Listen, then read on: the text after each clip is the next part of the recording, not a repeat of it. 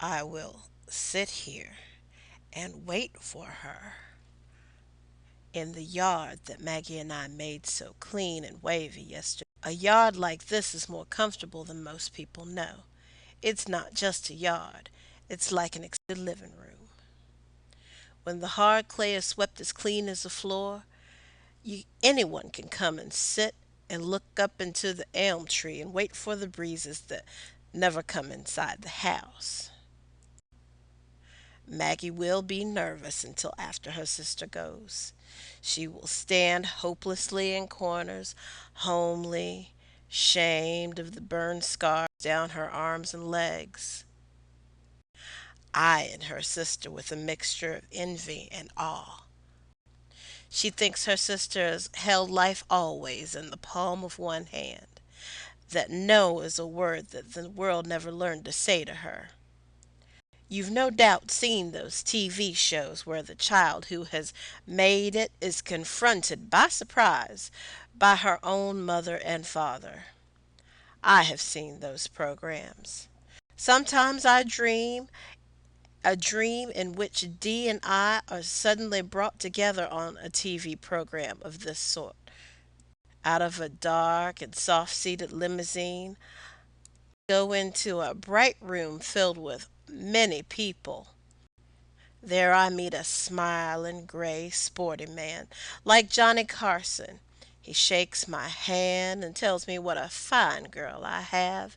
Then we are on stage, and Dee is hugging me with tears in her eyes. She gives me a large orchid to pin on my dress, even though she's told me once she thinks orchids are tacky flowers.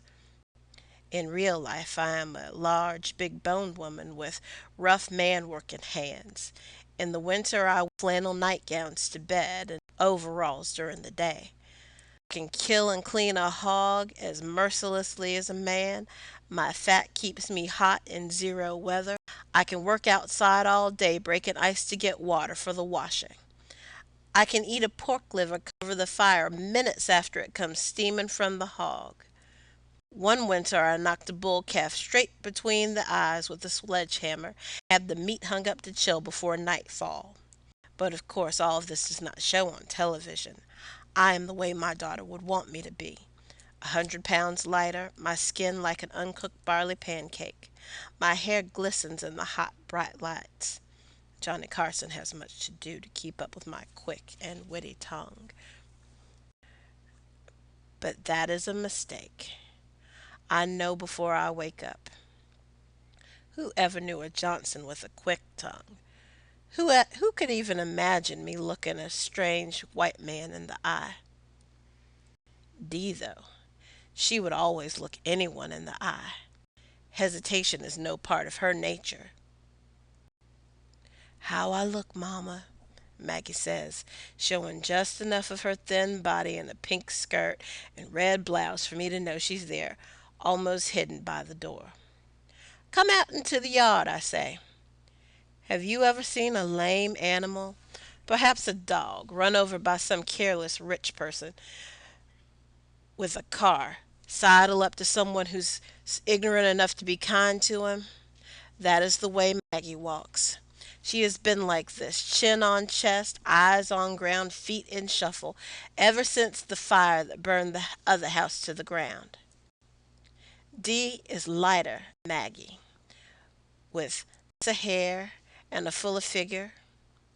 She's a woman now, though sometimes I forget. How long ago was it that that other house burned? 10, 12 years? That fire burned Maggie up. Dee hated that house so much that she almost looked happy to see it on fire. I used to think she hated Maggie too, but that was before we raised the money, the church and me, to send her to Augusta school. She used to read to us without pity, forcing words, lies, other folks' habits, whole lives on us, sitting trapped and ignorant beneath her voice. She washed us in a river of make believe, burned us with a lot of knowledge we didn't necessarily need to know, pressed us to her with the serious way she read, to shove us away just at the moment like dimwits we seemed about to understand. Dee wanted nice things. A yellow organdy dress to wear to her graduation from high school. Black pumps to match a green suit she'd made from an old suit somebody gave me. She would stare down any disaster in her efforts. Her eyelids would not flicker for minutes at a time. I had to fight off the temptation to shake her. At 16, she had a style of her own and knew what style was. I couldn't go to school myself. After second grade, the school was closed down. Don't ask me why. In 1927, colored asked fewer questions than they do now. Sometimes Maggie reads to me. She stumbles along good naturedly, but she can't see well. She knows she's not bright. Like good looks and money, quickness just passed her by. She will marry John Thomas, who has an ugly face, it's true, but it's honest. And then I'll be free to sit here, I guess, and just sing church songs to myself. Although I was never a good singer. I never could carry a tune. I always was better at a man's job. I used to love to milk till I was hooved in the side in 49. Cows are soothing and slow and don't bother you unless you try to milk them the wrong way. I turned my back on the house on purpose. It's 3 rooms just like the one that burned except the roof is tin. They don't make shingle roofs anymore. There ain't no windows, just some holes cut in the sides. Dee's gonna want to tear it down when she sees it. She wrote me once that no matter where we choose to live, she will manage to come and see us.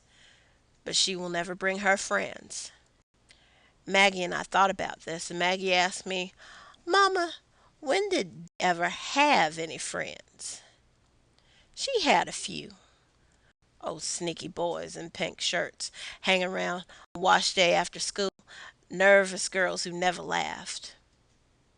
Impressed with her, they worshipped the well-turned phrase, the cute shape, the slang humor that erupted like bubbles in lie. She read to them. When she was courting Jimmy T, she didn't have much time to pay to us, but turned all her finding power on him. He flew to marry a cheap city girl from some trashy, ignorant family of people. Dee hardly had time to recompose herself. When she comes, I will meet. But there they are. Maggie attempts to make a dash for the house in her shuffling way, but I stay with my hand. Come back here, I say. And she stops and tries to dig a well in the sand with her toe. It is hard to see them through the strong sun, but even the first glimpse of leg out of the car tells me it is Dee. From the other side of the car comes a short man. His hair is all over his head, a foot long, hanging from his chin like a kanky mule tail. I hear Maggie say, Dee next. I dress down to the ground in this hot weather. Crazy dress so loud it hurts my eyes. They're yellows and oranges to throw back lights from the sun. I feel my whole face warming from the heat waves it throws out. Earrings, too, hanging down to her shoulder. Bracelets dangling and making noises when she moves her arm and shakes the fold out of her dress. And I hear Maggie go, again. Her sister's hair. It stands straight up like the wool on a sheep, and as black as night. Wazoo so tenno, she says, coming on in and in the gliding way that makes her dress move. The short, stocky fellow with the hair and the plaits all over his head is all grinning. Assalamu alaikum, he says. He tried to hug Maggie, but she falls back, right up against the back of my chair. She's just shaking. Don't get up, says Dee. She turns and goes back to the car. and stoops down and quickly lines up a Polaroid camera.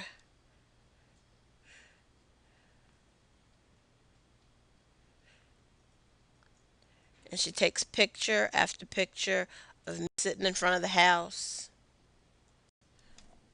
with Maggie cowering behind me. She takes she never takes a shot without making sure that the house is included. And when the cow comes around the yard, she snaps it and me and Maggie and the house. And then she puts the polo back in the back seat of the car and comes up and kisses me on the forehead. Meanwhile, Assalamu Alaikum's going through the motions with Maggie's hand.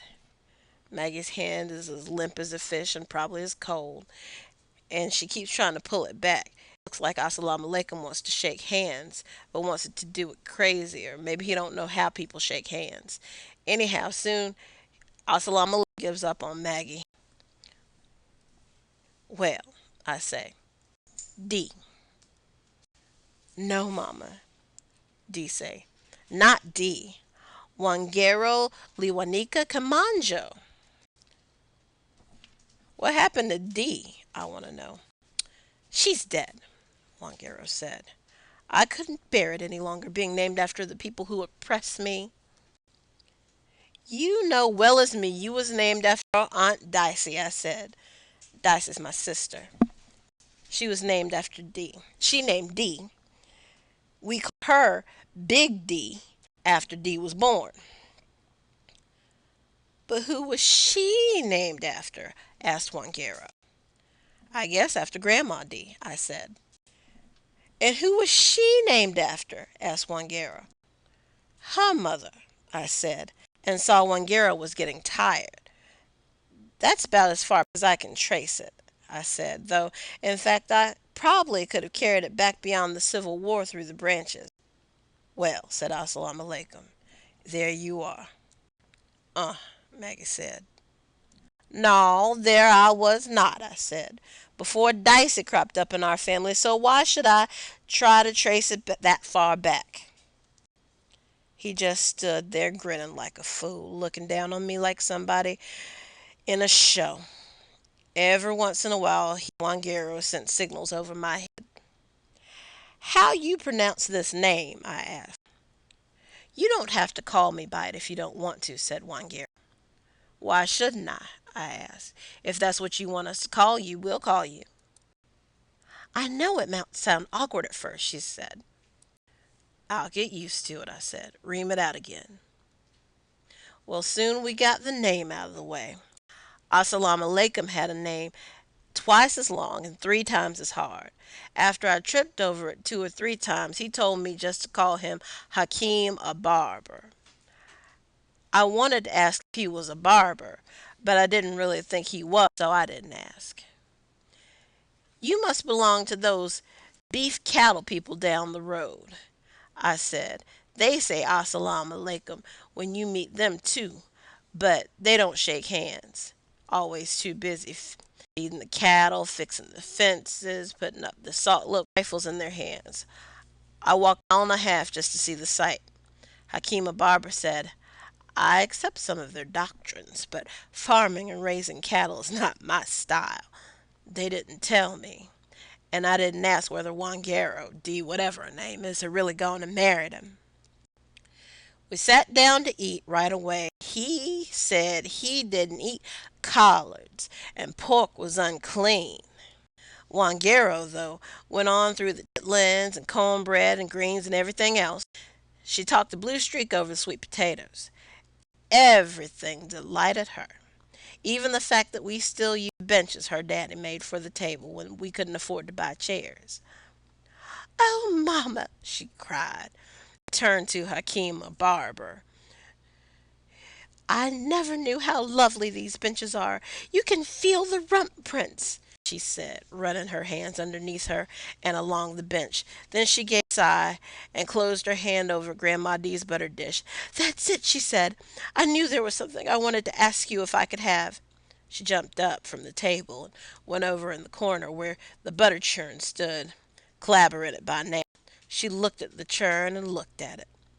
This churn top is what I need, she said. Didn't Uncle Buddy whittle it out of a tree y'all used to have? Yes, I said. Uh-huh, she said happily. And I want the dasher, too. Uncle Buddy whittle that, too? Asked the barber. Dee, Wangaro, or whatever her name is, looked up at me.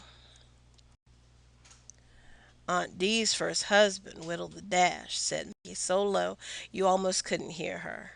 His name was Henry, but they called him Stash.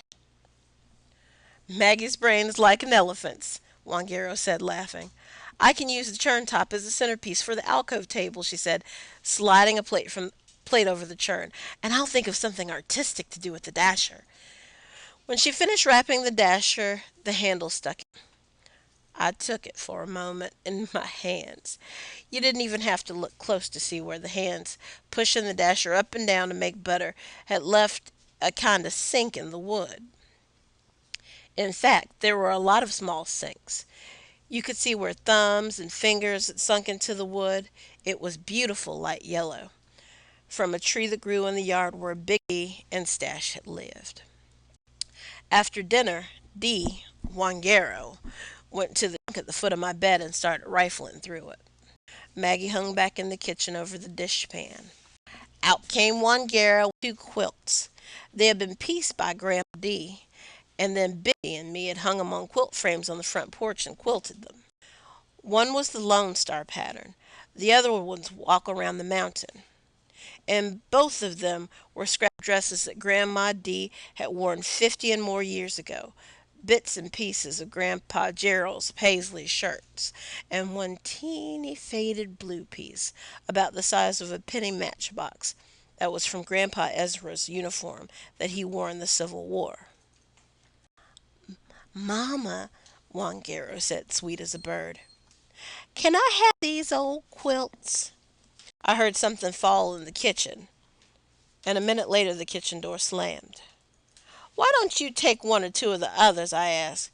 These old things was just done by me and Big D from the tops your grandma pieced before she died. No, said Wangaro, I don't want those. They're stitched around the borders by machine. That'll make 'em last better, I said.